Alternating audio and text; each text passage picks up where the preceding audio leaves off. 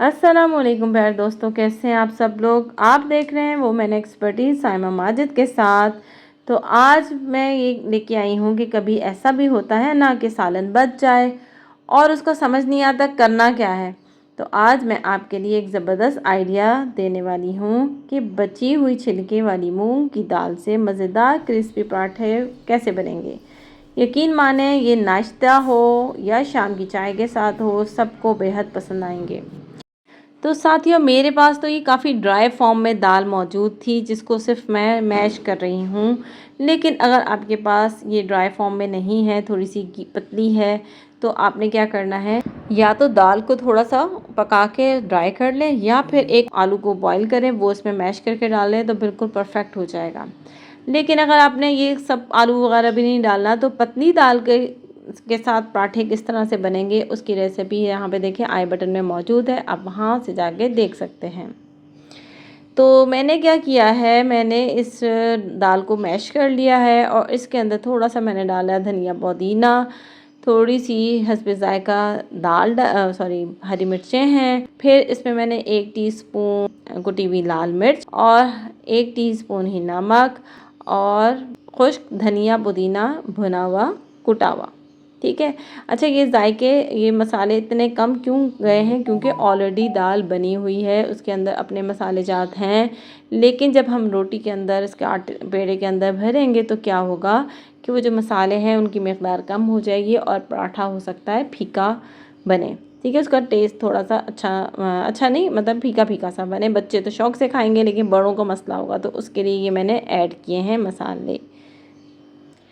तो यहाँ पर मैंने नॉर्मली जो घर में आटा गूंदा हुआ होता है, मैं चक्की का आटा इस्तेमाल करती हूँ, तो वही मेरे पास नॉर्मली गूंदा हुआ था, उसी के मैंने एक छोटा सा पेड़ा बनाया है और उसको मैंने छोटी रोटी बेल ली है।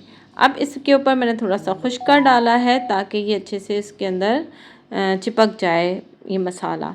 और जो ये मूंग की दाल का मैंने मसाला बनाया है वो मैंने इसमें अच्छा सा भर दिया है और इसको अपने तरीके से मैंने इसके साइड्स लॉक कर दी हैं। आपको जिस तरह से आता है आप उस तरह से भी लॉक कर सकते हैं। मुझे इसमें इजी लगता है तो मैंने इस तरह से लॉक किया है। साइडें दबाती गई हूँ ताकि जो दाल है वो बाहर की साइड पे ना आए, क्योंकि मैंने ज़्यादा इसको ज़्यादा भर लिया है ये, और इसलिए भी भरा है क्योंकि मुझे इस तरह से भरा हुआ ही ज़्यादा पसंद है। तो इस तरह मैंने इसको लॉक कर लिया, थोड़ा थोड़ा खुश्क लगाती गई हूँ ताकि ये अच्छे से चिपक जाए आपस में। और इस तरह से मैंने लॉक कर दिया है और अब इसको मैं पेड़े की शक्ल में दे रही हूँ ताकि सारी फिलिंग अंदर की साइड पे ये हो जाए। और बस आपने अब क्या करना है, हल्का सा बेलना है और बेलने के बाद जी ये इसको डालना है तवे पर।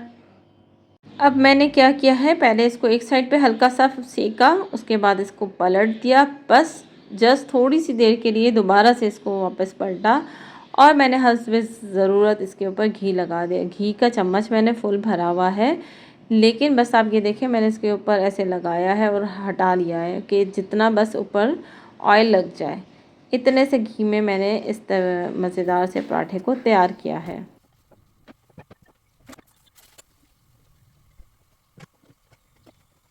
तो ये मज़ेदार सा मूंग दाल से भरा क्रिस्पी गोल्डन पराठा तैयार है। इसकी खुशबू इतने मज़ेदार है कि सब लोग जो है खिंचे आएंगे किचन में। आप एक दफ़ा बना के ज़रूर देखिएगा। तो साथियों, ये था बची हुई दाल को मज़ेदार पराठे में बदलने का आसान सा तरीका। आप भी ज़रूर ट्राई करें और नीचे कमेंट्स में बताएं कि कैसा लगा। वीडियो को लाइक और चैनल को सब्सक्राइब करना ना भूलें। अगली मज़ेदार रेसिपी के साथ फिर मिलेंगे। अपना बहुत ख्याल रखिएगा। अल्लाह हाफ़िज़।